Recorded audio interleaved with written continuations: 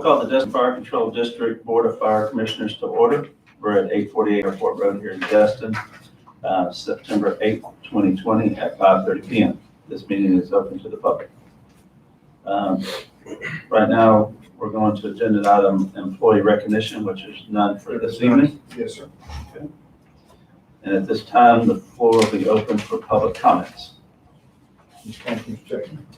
We did receive one email, and I want to recognize that email and enter that into public records. I believe there is someone here, so if you could Okay. just. Okay. I'm gonna be 15 minutes and I'm gonna run. Are you ready? Name and address. You just state your name and address, name.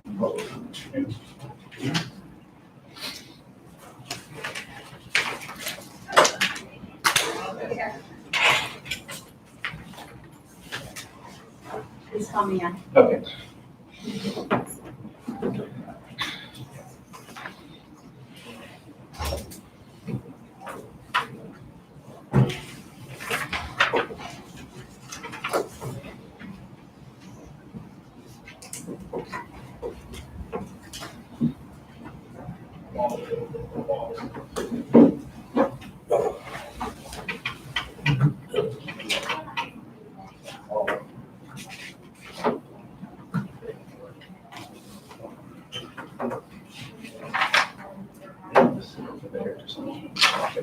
Yeah.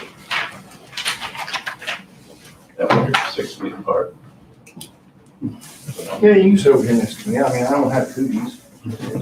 Kind of go, but anyway. Well, I damn sure don't. What happened? You got a speaker. We're still The podium. someone speaking. I paused it Oh, did you? Oh, Yes, okay. sir. until, Thank you, ma'am. Thank you. Right here. Good evening. Good evening, everyone. Just a second, we're going to start the meeting back up here. Okay. Good evening. We have a speaker for this evening from the public. Yes. And if you would state your name and your address, please, sir. Sure. Mike Coran, 801 Beach Drive, community native, 40 years in business, plus in Destin. So I'm a lifelong surfer also. And normally, I'm just gonna pass my business card around. Normally, I'm in Costa Rica during the summer, the last 25 years. And,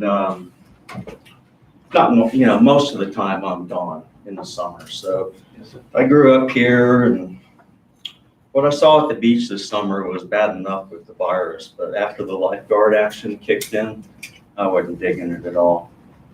So I put a letter to the editor based on some events that's occurred recently. I don't know, I asked that be shown to you guys. I hope y'all got to read it. Appreciated that a lot.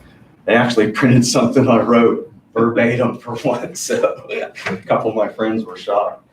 But, and I got a lot of positive responses for that. Of course, that's come from my peer group, Facebook, the groups I'm in. I have friends, surfers, friends from all over the world. And so when I put something about stuff like that, it goes, boom, it just went around the world. I'm not bragging about it. I cultivated those relationships over a lifetime, they're important to me. And we all have certain feelings about how we operate the beaches. Now, I know a lot of people come here, they just don't know about that ocean, okay? But for the most part, it's not incumbent on us. It's not our responsibility as a community. We don't even have the right, basically. We've taken it on to ourselves. We voted it onto ourselves. It's not incumbent on us to keep people out of the water under any condition, okay? When we do that, I think, for a couple reasons. I think number one, it's really hard to get super competent watermen annually. So I'm thinking we're kind of dumbing down the crowd to the competency that we have on the beach. Now, I'm not saying those guys aren't good swimmers and they don't know CPR and they don't know how to drive a four-wheeler and use a two-way radio. There's skills there. I understand that. I have friends that are lifeguards, and some of them agree with me on some points, and some of them don't. And even some of my good friends that are just hardcore surfers, they have some reservations about taking. I'm not here to say we don't need lifeguards, I'm just saying that as a community, we're dumbing down the generation of beachgoers now. I can see it. They got no freaking water skills. They're sitting on the beach, 100 degrees, packed like sardines. You guys, I say you guys, the lifeguards, they're going up and down the beach, you know, keeping people out of knee-deep water. Okay, it's insane. I could read you comments that I had on my Facebook in agreement that got more likes than my actual post did, my letter. So, you know, there's a point driven well home with a lot of people that live in the community that have water skills. And, you know, we can provide lifeguards. We don't have to have double reds where we close the water down to people. This is not a nanny government community, okay? It's not our responsibility to keep some ignorant person, you know, from going into that ocean and beyond his skill level. It's just not our responsibility. And you know what? They're gonna do it anyway. And you can say, well, we saved a few. That's what the Angostino was bragging about. Well, we saved a few this summer, you know, we didn't have any. Well, you know what? How many Destins we've had in the community this year? 20 something? I mean, we just had 2 in Destin this week, okay? For crying out loud, we're gonna post lifeguards at every swimming pool and tell a Marine EOD you can't do breathing exercises in the Gulf on a 3-foot day? You don't have that right. You really don't. So I see our community now is owned by out-of-town investors. The people that own the condos here, very few, want less, and I know because that's my business, less than 1% of those condos are owner occupied. When you count the rental units in our community, the vast number of our community occupancy units are rental properties owned by out-of-state investors. Okay, well, they all pay a debt tax, right? And there's your engine for the money to pay the lifeguards in this community. Is that correct? That's where the lifeguards get their money. You don't think there might be a self-interest there to keep the fatalities down a little bit in our community and get a little aggressive on posting red flags? You don't think there's a little pressure to do that? They posted red flags in Navarre today. I looked at the Navarre Beach Cam as soon as I read kind of a retaliation report by the area lifeguards in our paper today. I read that article and immediately switched on to the cam down at Navarre Beach. Navarre Beach Beach Cam's right there next to the pier on a big condo. You look down, come on. And the guys that are calling it down there are trying to rationalize it with side shore winds, whatever, okay? We have taken on a responsibility that, number one, well, I was the surfer that paid for Attorney Glenn Switek to represent the surfing community in Northwest Florida. And the other counties followed suit on the exemption for surfers, double red flag, okay? So I'm the guy that paid that attorney to do that, okay? He didn't want to get into, at the time, like I said, the double red flag is another issue, but we got that, okay? So 20 years later, I just happened to spend a full summer here, and it was disgusting how our lifeguards were treating visitors on the beach. And my wife was harassed twice. Okay, and she can outswim everybody in this room and do a double black flip when she's doing it. Okay, so, and my daughter's the same way, you know. So we're competent. We didn't get that competency. We didn't get that skill because we were kept out of the water on double red flag days. That's when you get those skills, when the flags are waving red. 3 what? My mouth is very dry right now. There wouldn't happen to be just the water. There's a handling water there. fountain in the hallway. All right. This speed. I really don't expect to accomplish anything here this evening except to say that there are concerned people in the community that we are doing more than we're tasked legally to do, okay? 3 flag system, let people know and have competent, our lifeguards look pretty good, like they're good swimmers, okay? But I'm almost certain to one of them, any one of them, okay? I can put them on a surfboard when it's 3 feet, and that's the device here that you need to rescue somebody when it's double red, because swimming is, you're not gonna get anywhere swimming, okay, when they start posting. Once it gets up above your waist to shoulder, we got, what, 3-5 second durations between the waves, okay? There's no swimming involved at that point. You're surviving to go rescue somebody, and that's why we're keeping people out of the water, because we don't have competent lifeguards on the beach that can even get out there to rescue them, okay? Most of the time, I'm not saying that you don't do a phenomenal job of help, nearby assistance, you see the guy, but if you're not in sight, those lifeguards aren't in sight, they're usually body retrieval, okay? Yes, sir. Right. So what I would like to do this winter, okay, and I'm not dropping this down just because I know you're not going to act on this tonight, okay? And it's a stacked deck, I realize, the way the system is set up in our county, and I believe it'll probably include some county government action also with the funding.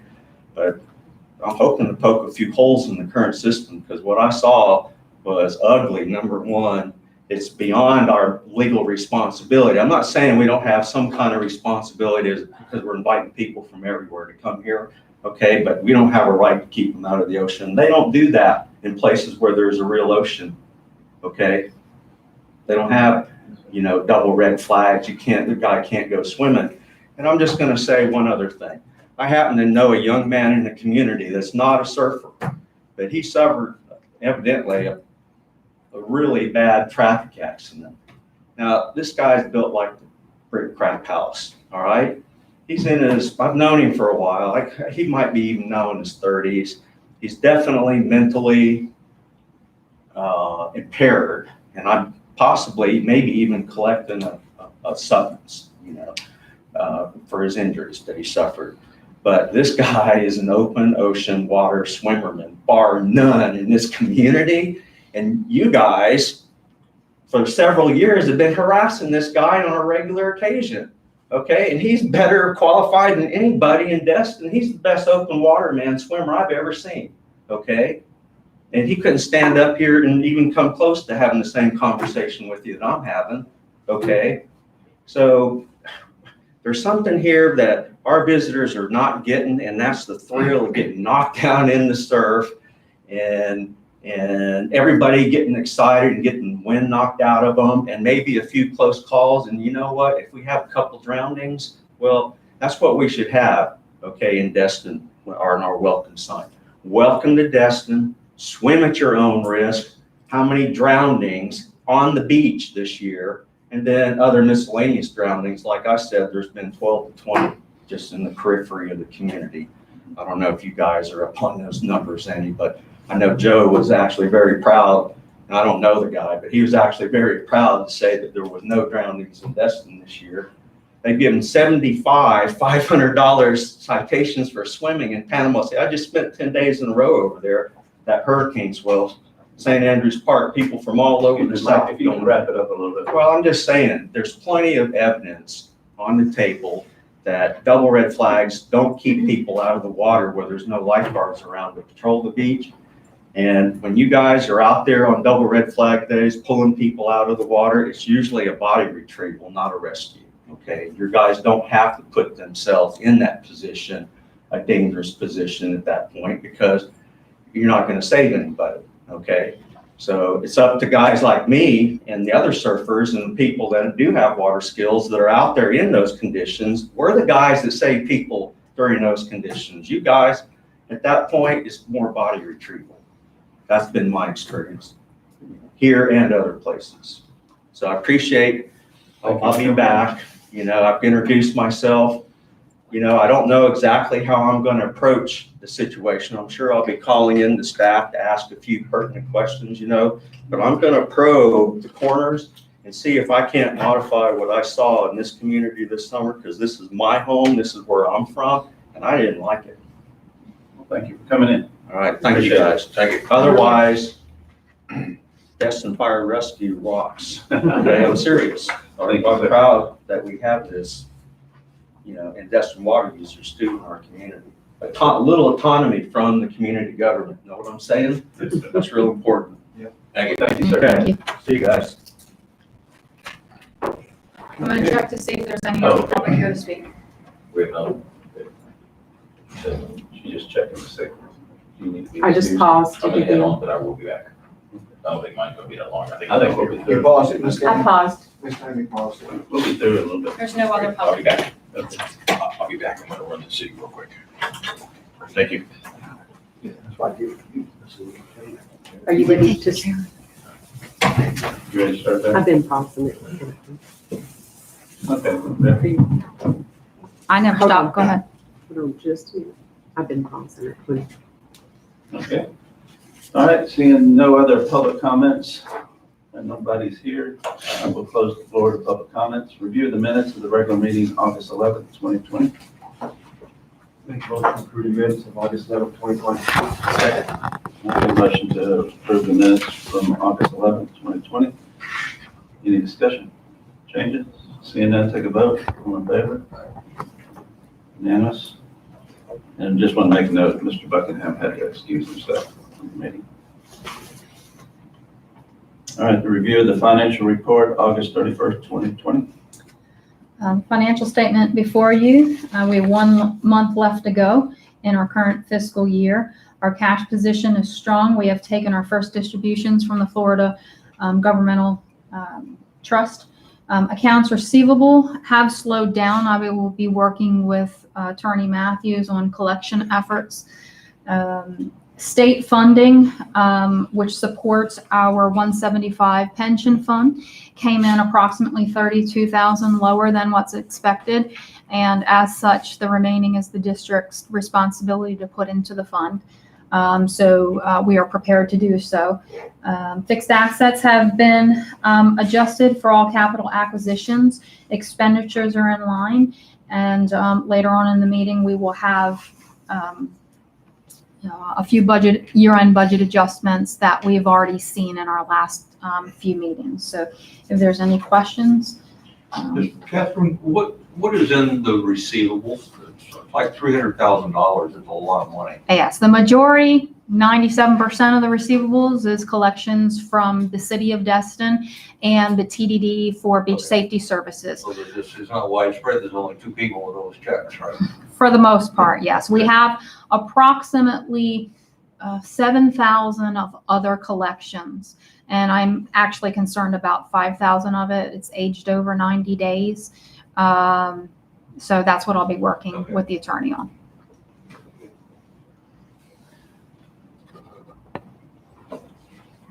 I move that we approve the August 31, 2020 financial statements as presented.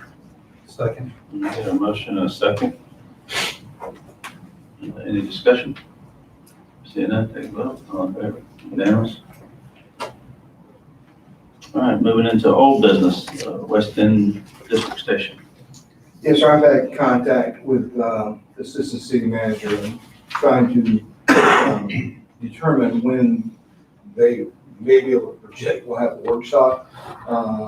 He has advised that he'll be working with the city manager, hopefully have discussions with me this week. Hopefully we'll have something here before too terribly long, but a whole lot of hope in it, but at least they're talking about having the meeting, where before it was, you don't even want to talk about it, it's not safe, there's, COVID outbreak with the city and that kind of thing. So at least now he's going, okay, let's start generating conversation and see if we can't set a date. And they had a very full agenda tonight for the city council, so it wasn't, he didn't feel there was anything that they could put before the council tonight. I anticipate them hopefully putting something before the council to try to set a date at their next meeting, which would be in 2 weeks. So I'm hoping us to have a conversation prior to the next meeting. And I would hope the next meeting they set that so we can have all the workshops. I push as much as I can, so with the group that I can. Thank you. Are they having other meetings on other topics, to your knowledge, Chief, or is it just? They do continue to have their city council meetings for sure. I'm not sure if they have any other workshops. I did see one that I mistakenly thought was theirs, but it wasn't. It was the county commission having a workshop. And I thought it was the city, and I was going to kind of be taken back a little bit if they had actually had a workshop and of another kind and not at least address our issue. I don't know that they're having any other workshops or anything outside of their standard normal meetings.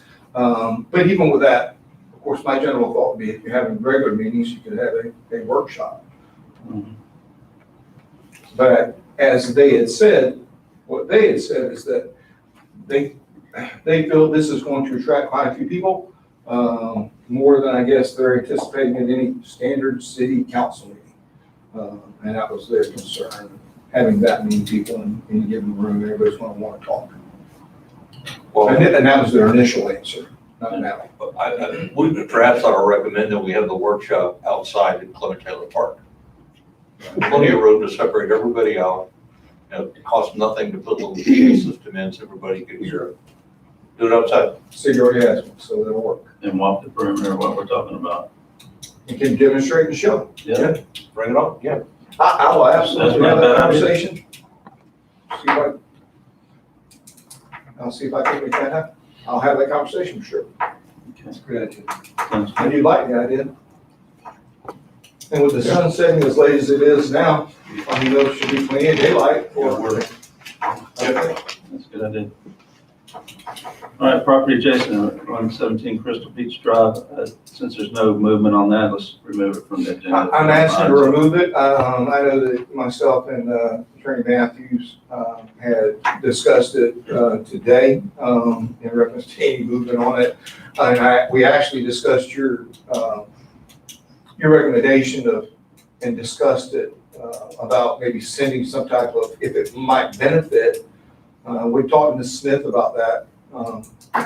We planned to talk to Ms. Smith to see if the idea that you had might generate some interest or expedite the process if we sent them a proposal, as you would in real estate, send them a proposal, and this is here's the contract. Maybe it'll expedite the Under process. 10 or something that they can present to the trustees or something. Well, that's what Chief and I spoke about today, and I've tried to get a hold of Ms. Smith and multiple times, and I think she's having a hard time rounding up her clients, but before we send anything, an offer, I wanted to talk to her because I didn't want to make the Right. You district's been in an ultimatum. Verbally I've been told, and the chief's been told Yes. that this property is going to the district, no one else. But I don't have anything in writing, and I don't want to set an offer without speaking with Ms. Smith, for her to kind of feel her out a little bit. And she says, you know what, that may work, then absolutely we'll do that, you know. But I just think if they're communicating that, and nothing's in writing, some people may just drag their feet. They don't have nothing in writing, so. And unfortunately, there's nothing we can do legally. I mean, we can't bring these people to the table. No, sure. Yeah. Their decision, so.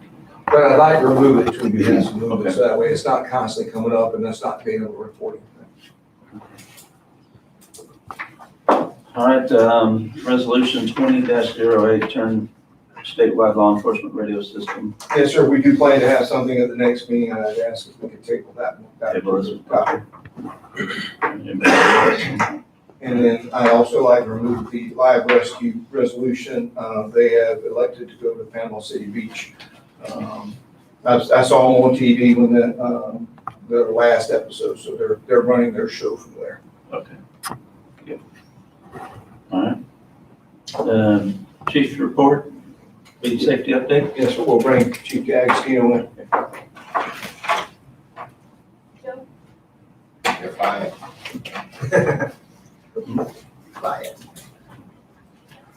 Hey, Joe. Hey, everybody. Good. Just, just two items I have for the board tonight. We're starting to wind down our busy season. We're kind of closing the accordion, so we're seeing more and more of the tourists, less people on the beach. But we did have a stretch from the 20th of August to the 1st of September, 10 or 11 days where we had 2 named storms enter the Gulf of Mexico, and there was actually a third.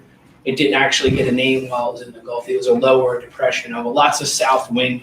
It took a long period of time for that water to sort of recede and settle back in. So some of the days the surf wasn't that challenging as far as the surf height, but the rip currents were tremendously powerful and very, very strong. So I took a little clip from those 11 days out of the entire year's data. We had roughly 40,000 people on the beach. We spoke to almost half of those people, 19,000. We had 8,000 preventative actions, so one in every 5 person on the beach we had to speak to and say, to some degree, what you're about to do is probably not a good idea. The result of that was 0 rescues, 0 assists. Just looking at the same dates, Harbor 9 had to rescue 10 people and also had 10 assists. So a very, very successful season so far on the beach. That brings our total to still having 0 drownings on the beachfront since we started in March. So just looking at the attendance and the other statistics, obviously year-round statistics for the attendance is still low. We're playing a little bit of catch up, but the 2 months obviously that we were not in business slowed things down. But if you have any questions, I'd be more than happy to answer them.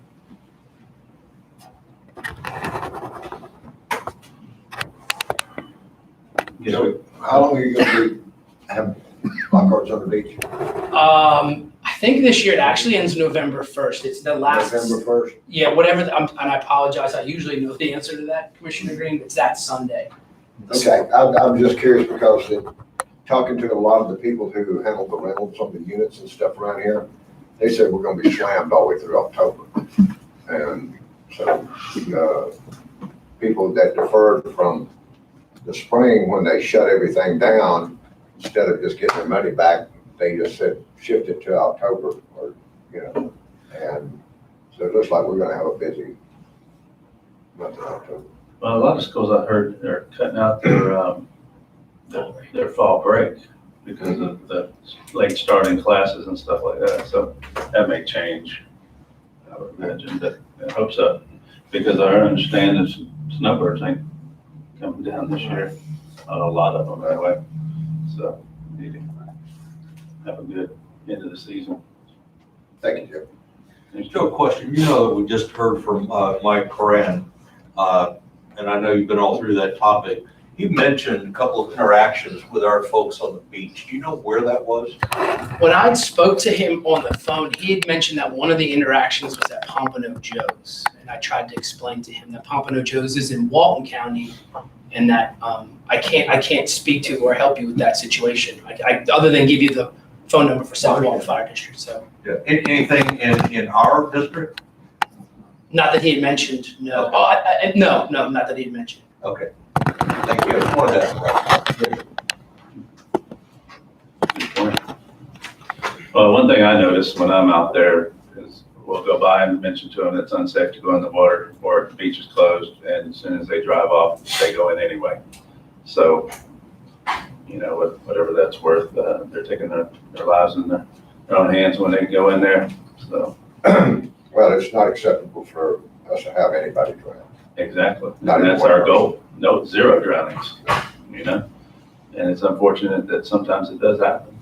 But I know we train our guys to the USLA standards, and they're qualified people out there. And I know you can take them further on how to interact with the public. So, because we do have interaction, we do have education on all levels. So I've always said our lifeguards do a great job. And you do a good job Thank you, Joe. training We them. So appreciate thank you. Occasionally you do hear some negative stuff, but you can take it with a grain of salt sometimes. So, any other questions, Joe? Thank you. Thank you. I don't know if any business that could have 9,000 interactions with their customers and not have a disgruntled customer somewhere. Right. It'd be pretty amazing. You're not gonna make them all happy. Exactly. All right, moving on to training report, Chief. Yes, sir, you'll see that the firefighters obtain 24 hours of training in various topics listed. 24 is in excess of the 20 that's required, so it's a good job by all those to get that training in. And I'll say we have hired a few new, and I've mentioned it in the past, that you'll see some of the very basic tactics kind of coming in. Pulling lines and I mean, very basic, not anything complicated for some of our new folks. So running them through trucks, like today, they were setting up the ladder behind the station and how to one person raise and that kind of stuff, just checking their skill level, because they just came out of the academy, they should be able to handle that, but we'll make sure that, we're confident in their skills, so. But a good job by getting 24 hours in, as I say, the requirements. I like the layout. Looks a lot better, doesn't it? Yeah, Ms. Kimmy did a good Yes. job. Very good job. Whoever did it, it looks good. And it may have been done last meeting, but. Any questions? All right, moving to the inspection report. Fire Marshal. Yes, sir, Mr. Chairman, and my report in front of you there. Not a whole lot of new projects coming forward right now. They broke ground on the Microtel Commons Drive. They've got that lot cleared, starting to do the groundwork and stuff on it. And then I have reviewed the plans and stuff for the first building at the Charles. So they'll be bringing that in for too much longer. So other than that, it's just some minor subdivisions coming through right now, so it'd just be impact fees on the single family homes and stuff. But yeah, my report, if you have any questions. Stand down. There you go. Oh, okay. Thanks, man. All right, overtime report, Chief. Yes, sir, it's the cleanest one that I've seen in a very long time. We actually had no hours in August, so that's. Is that some misprint or anything? No, sir, I think, I've never seen. I've never seen zero. They're like, Good job. yeah. No, that's cool. I mean, it says a lot because it means that we're at staffing. It's staffing, and actual thank yous for the commission, for allowing us to be able to add additional firefighters on. And I think, and obviously it's reflected right here when you see, by having those additional personnel on, there's not necessarily a need when we have someone on vacation, two people on vacation, and someone calls out sick, we don't necessarily have to call someone in to keep staffing the towing truck. So the thank you is actually for the commission for allowing us to be able to budget that and hire those folks on, so thank you. You're welcome. Any other questions, statements? Okay. Going into new business, year-end budget adjustments. Catherine? The budget adjustments before you, if you go through page 22 through 25, you'll see items listed.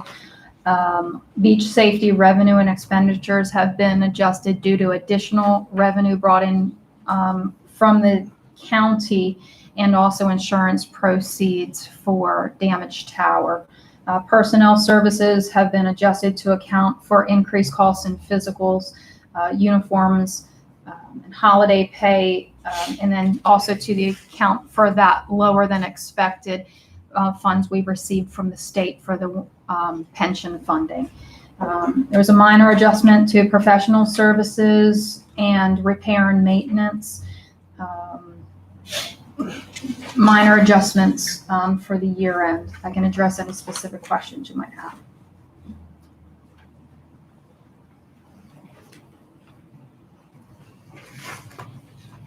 Questions?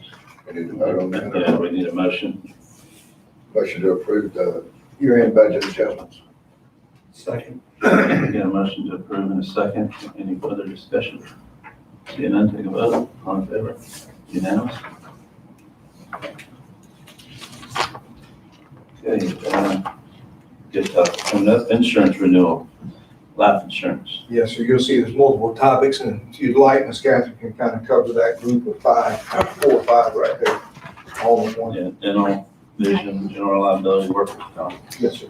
I'd like to take this in 3 different sections. The first, item number 1, renewal of dental, vision, and life insurance. The district does make the recommendation to remain with our current vendors of Guardian and Principal. Both came back with flat renewals, no increase for the district. There was a minor increase to the employees if they have their dependents enrolled in life insurance. But that cost is absorbed 100% by the employee. So we will ask, we do ask for a motion for the dental and vision to remain where they are. Okay, I'll entertain that. Make the motion. continue with the dental and vision. Get a motion? Second. Got a second? Any further discussion? Seeing none, all in favor? Unanimous? So we're sticking with Guardian, right? Correct. Okay. Okay. The second insurance I'd like to cover is actually on the next page. I'd like to discuss the workers' compensation because this does affect what we're going to do with the general liability. It has taken quite a bit of time to get our workers' compensation renewal back. It does renew October 1st. Rates came in just this morning at a 48% increase. To say the least, we were shocked to see this. We were expecting an increase, but not to this magnitude. What is driving the increase is the state of Florida statutes for firefighters. There's a presumption law for the heart and lung bill that if they have a condition and they had a clean pre-employment physical, then it's assumed that that condition occurred on the job. So that bill, as well as the state of Florida bill for first responders, PTSD, is also another presumption. It's presumed it happens while they're on the job. These two items we have had a substantial claim for under the heart bill. We have a few current open ones. They are driving our rates considerably. I'm working with our broker. We do have a broker. We are not working directly with the insurance company, which allows us an avenue to find anything that's out on the market. Problem with workers' comp, there's just like insurance, just like the general insurance, there's only a few carriers who want to quote fire departments due to the liability that comes with it. We have been turned down by 710 Insurance. They specifically quote fire departments, but they will not quote us because of our beach safety division. No one will quote beach safety by themselves. We are going back to Florida Municipal Insurance Trust. They are our former workers' comp carrier. We've been away from them for 2 full years now. We moved away from them because their rates skyrocketed. We wanted to get into a plan where we had more control of. We do some self-insurance. Now we're going back to them. They will not write us on workers' comp alone. They are telling us that they have to have another line of coverage to write us on. So we have provided them with our general liability insurance, our auto insurance. We're going to see what they can come back at. Problem we have with that is we are starting to hear that their coverage for the fire department is not as strong, as robust as what we currently have with VFIS.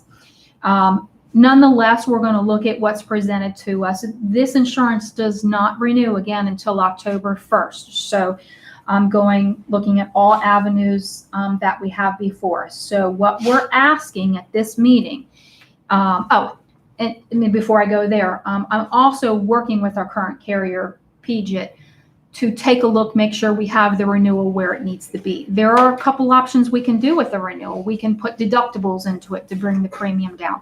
I'm also going to take a very hard look at the projected wages which we submitted to them. Typically, we submit wages a little higher because we don't want to come in under under where we expect the premium to be.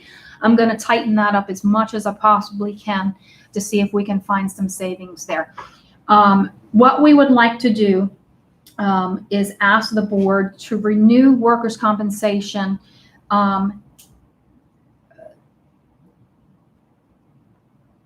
to renew the policy contingent on us not getting a better policy, another policy. We're going to do everything we can to work with the carrier and to get better rates. If we do find something competitive from someone else, we will ask that a special meeting be called before the end of the month to evaluate that. So that increase is $86,544. Yes, it is.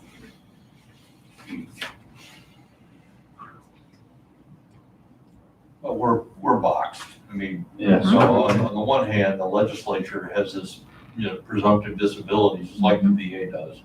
If you have this or you have that, then it must have been work. And the other hand, we're capped by our taxpayers at our millage rate. So It is what it is. I mean, you gotta like it though. Mr. Chairman, I make a motion to approve October 1st, 2020 renewal with Preferred Government Insurance Trust. Quote, if a competitive quote cannot be obtained. Okay. Second that. Got a motion and a second. Any further discussion? Seeing none, all in favor? Aye. Unanimous. Okay, now we'll go back a page to our general insurance. Our general insurance is held by VFIS. It has been as long as I've been here. We actually have a decrease in our policy this year of 5%.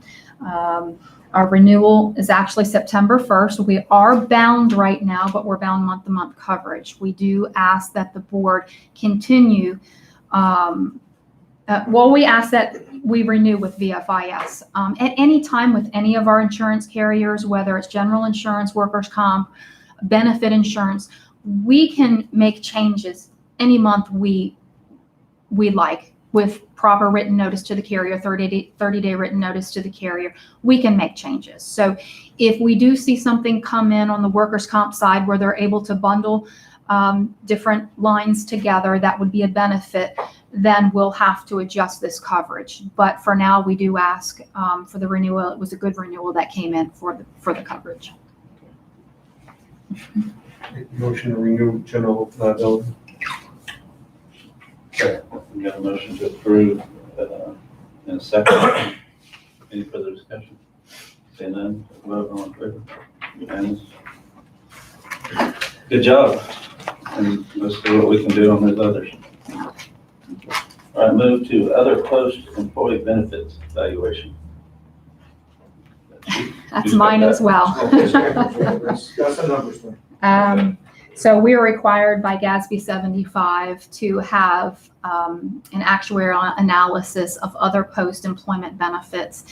These are benefits that are provided to our retirees. They can elect to enroll in our health care, and the effect that it has on the district's rates.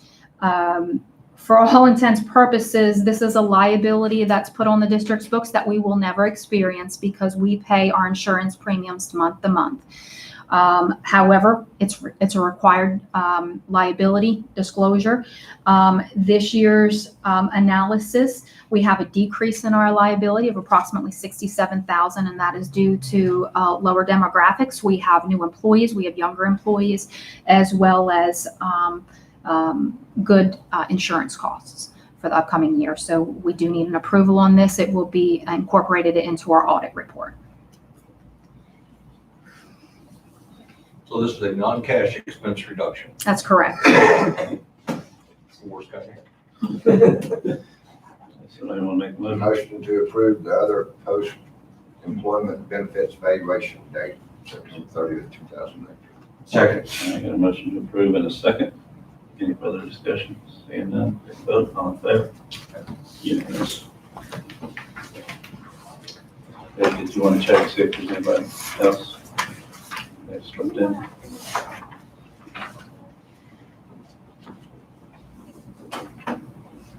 No one else is here. Okay, no one else from the public has come to the meeting, so our next meeting is scheduled for our regular meeting, October 13th, 2020 at 5:30 p.m. And then we do have a meeting scheduled on the 17th next week for the final 5:01 p.m. at 5:01. Yeah, next Thursday, yeah. Next Thursday. So anything else from the commissioners to the board? Seeing none, this meeting is adjourned. What time is it? 6:15. We're not going to make the budget final.